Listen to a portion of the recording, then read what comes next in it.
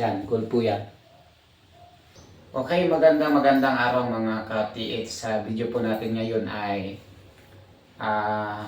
ano po tayo, mag-testing ng gold at saka ng anong tawag nito, bronze na pera.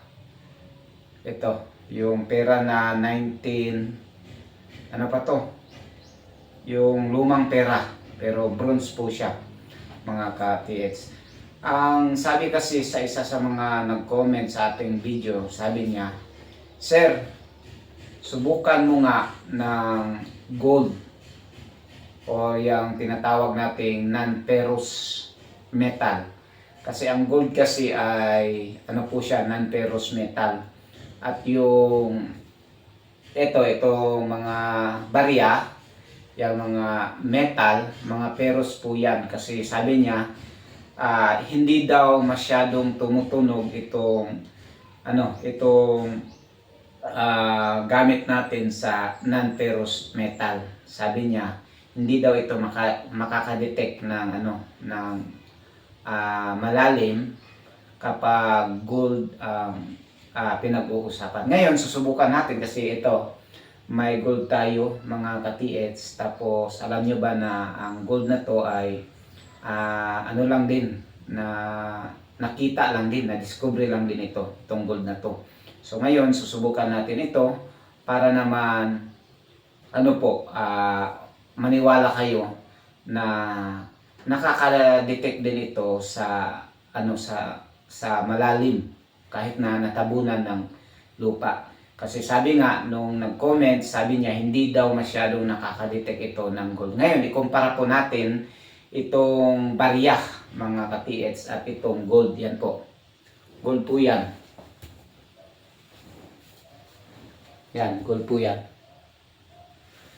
Na ano lang ito, na-discover. So ngayon ang una natin gawin ay i-on ang ating metal detector. Uulitin ko, ginawa natin itong video na to dahil nga po sa request na susubukan natin ito gamit ang gold. Ngayon, pag i-open po natin yung metal detector, tutunog po siya. Tapos pindutin lang natin itong press button mga ka-TH. Yan. Wala na. Kanina tumunog. Ngayon wala na kasi naka-off. So ito, piso 50 centavos mga ka-TH, pero luma po siya na 50, yung malaking 50 centavo mga ka-TH. Lobat pala.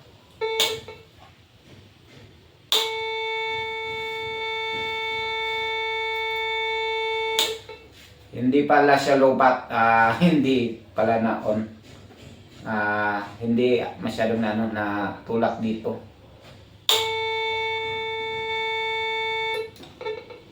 Yun, pinindot ko mga ka-TH. Medyo nawala ang tunog pero pindutin uli natin. So wala na. So okay na siya. So ngayon ito, metal, ano po siya, anong tawag nito? Bronze or bronze. Titingnan natin mga ka-TH kung itong barya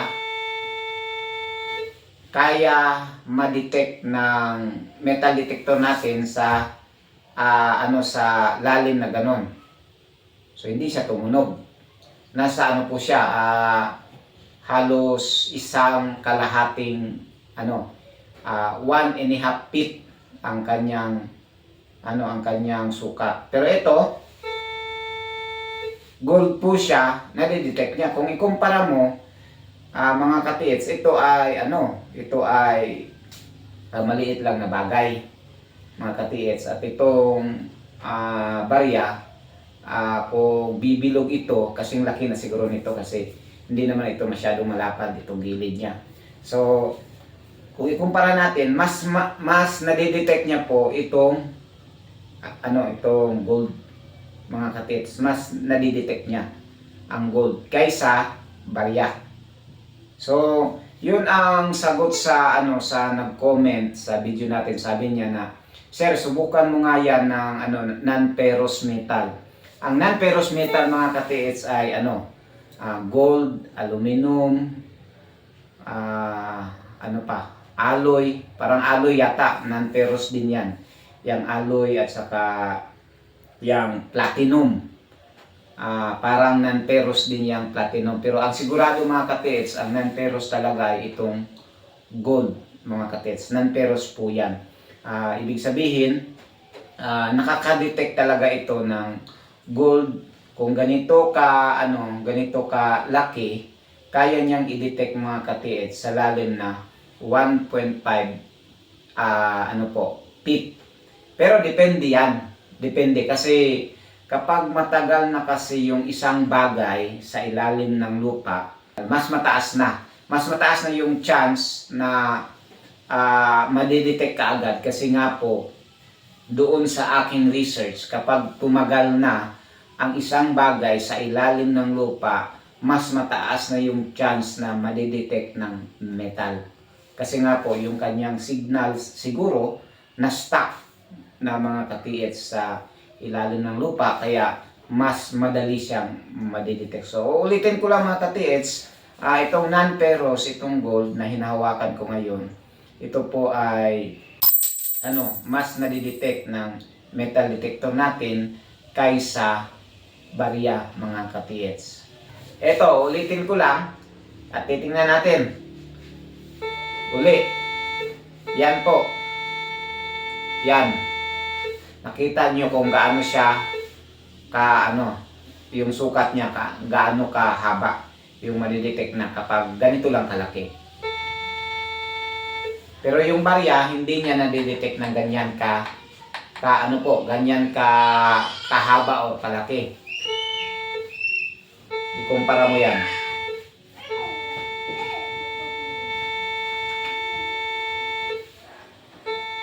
Pag barya, dito lang.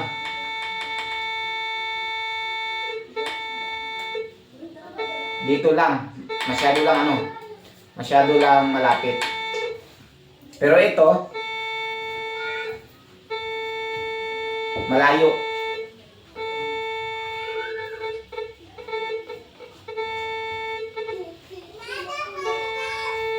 So yan lang po ang update natin ngayon mga katiits, kasi nandyan na yung mga anak ko. Masyado po ito silang maingay.